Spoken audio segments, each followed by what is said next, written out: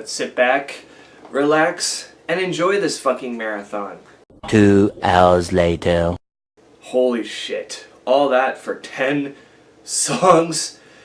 Oh, boy. It's been 13 years. Tool have a new album out. Let's do it.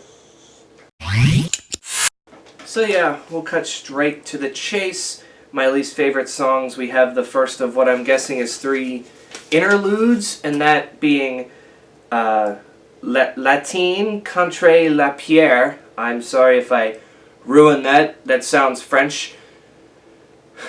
I apologize to all the French people in the world. Then I have Inoculant, which is a 3-minute and 10-second interlude. I just feel like the reason I didn't like those that much was because they were interludes and they're either longer than they should have been, or they just didn't really build up the hype for me going into the next song. And then Culling Voices, a 10-minute beast of a song. I don't know, it's just my least memorable of the actual songs on here.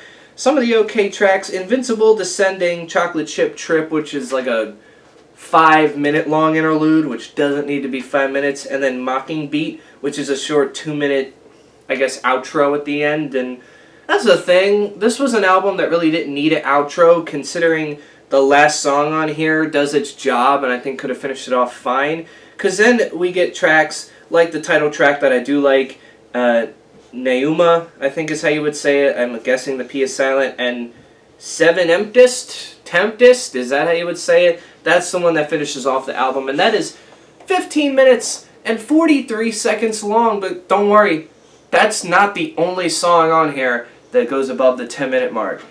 10 minutes and 20 seconds, 11 minutes and 53 seconds, 12 minutes and 44 seconds, 13 minutes, 37 seconds, 10 minutes and 5 seconds, 15 minutes and 43 seconds. That's right, when you're not listening to an interlude, you have to sit through over 10 minutes of songs. And although I don't really complain about the lengths of songs a lot, and I know Tool has done this before, where they've had super incredibly long songs, it's just kind of like, why do all of the songs have to be this long? You know, I felt like the interludes were just kind of like, oh, thank God, a break. But at the same point in time, then the interludes came and you're just like, all right, they don't have to be this long. Why is this interlude still here? And then you just get points in the regular songs where you're just like, okay, the song can end here. It's not ending. It's still going. Why is it still going for like 2 minutes? I don't get it. Please stop. And then at that point in time, you're just like, all right, come on, move on to the next song. And that kind of brings the album down just a little bit. I mean, what I heard, though, I'll give it credit where it's due. There's some great bass lines on here. The guitar works great. The drum works great. And, of course, you get the eerie vocals from Maynard James Keenan. But I just felt like this thing could have been just cut up and shortened down just a little bit. Had this been like 50, 60 minutes, I don't think it would have been as, like, menacing to listen to.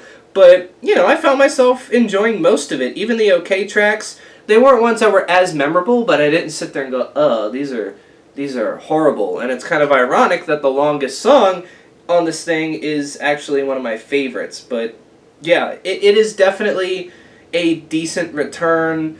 Wait, was it worth the 13-year wait? Yes and no. I mean, it sounded like your same old Tool, but at the same point in time, you know, it was exciting to hear. You know, you knew what to expect, but it was exciting to hear finally. Now, if we can only get System of a Down to fucking get better in the studio and do shit, then maybe we'll have that, but who knows.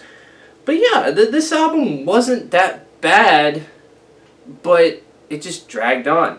And that's the main problem of this thing, is it drags on.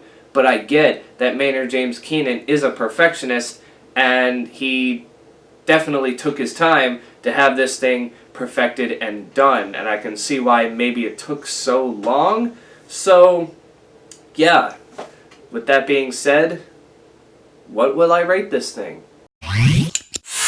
So, after a lot of thought with this, because I didn't hate it, but I didn't, like, super adore it, like 10 out of 10 or anything, I kind of felt like a decent was fine in this case, and by decent, I mean a 7 out of 10. I mean, you can't argue with that rating. I know people are going to say it's the best thing all year, but I mean, once again, listening to it, you're excited because it's new Tool music, but then you're listening to it and go, you know, it's nothing I haven't heard before, and these songs are just god-awfully long, and then you're just kind of like, alright, we need to get through this thing quicker. You know, had it have been like 20 songs, I can understand the 85-minute length time, but 10 songs does not have to be 85 minutes. Not all these songs have to be over 10 minutes, not including the interludes, which were longer than they should have been too. But in the end, it's still Tool. They still did a good job with this, and it definitely has the same, I think, hype as maybe a Perfect Circles album did last year. That Maynard James Keenan band also coming back and doing a decent job, although that was less painful to listen to because the songs weren't god-awfully long, at least all of them weren't. But yeah, I think the rating 7 out of 10 is fair, and you should definitely go listen to this thing. But that is it, guys. That does it for me. You can tell me in the comments below what you think of this album. Did you like it? Did you hate it? And I will catch you in the next one.